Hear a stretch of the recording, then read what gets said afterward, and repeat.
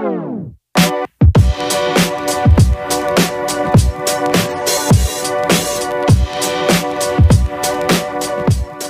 guys, welcome back to my YouTube channel.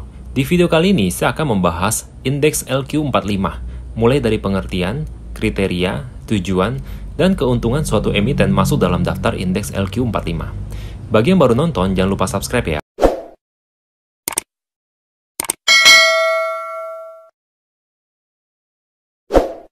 Akhir-akhir ini kita mendengar atau membaca berita tentang salah satu emiten startup teknologi yaitu Goto atau Gojek Tokopedia, yang baru-baru ini masuk dalam indeks LQ45, IDX30, dan IDX80. Padahal, Goto baru saja IPO di bulan April 2022 kemarin, tepatnya di tanggal 11 April.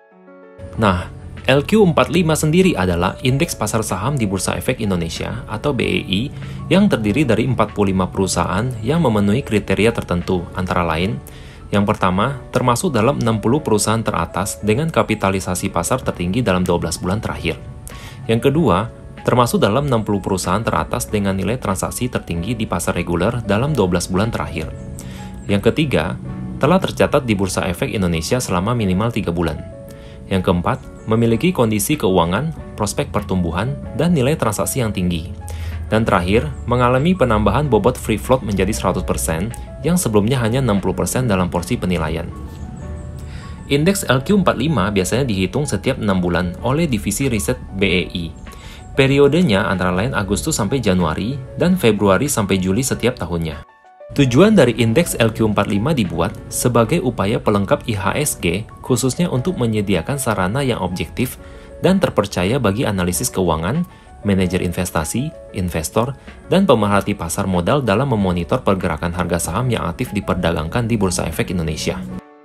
Kenapa Goto bisa masuk LQ45 padahal emiten baru IPO belum genap 2 bulan? Hal ini dikarenakan Goto dinilai oleh BEI termasuk emiten yang dapat jalur fast entry dengan 3 kategori, yaitu yang pertama, telah tercatat minimal 20 hari bursa. Jelas di sini Goto sudah hampir 2 bulan sejak IPO.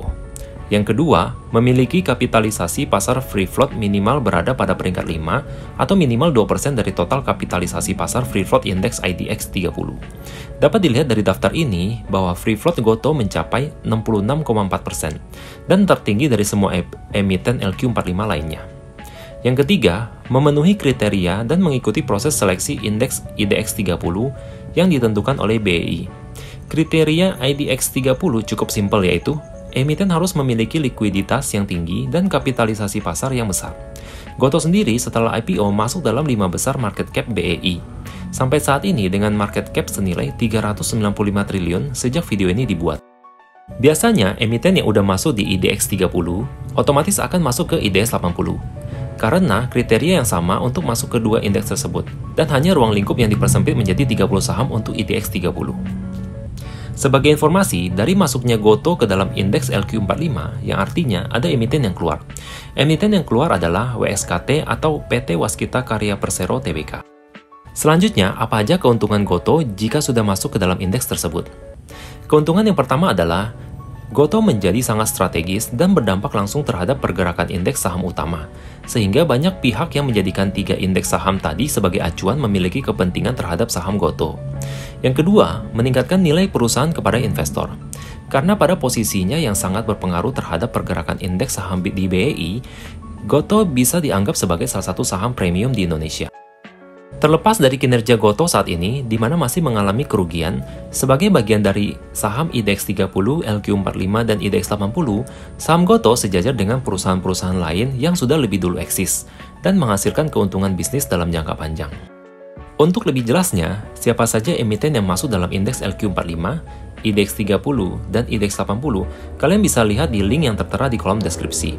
Menurut saya, semua saham LQ45 ataupun indeks lain merupakan saham yang bagus secara fundamentalnya.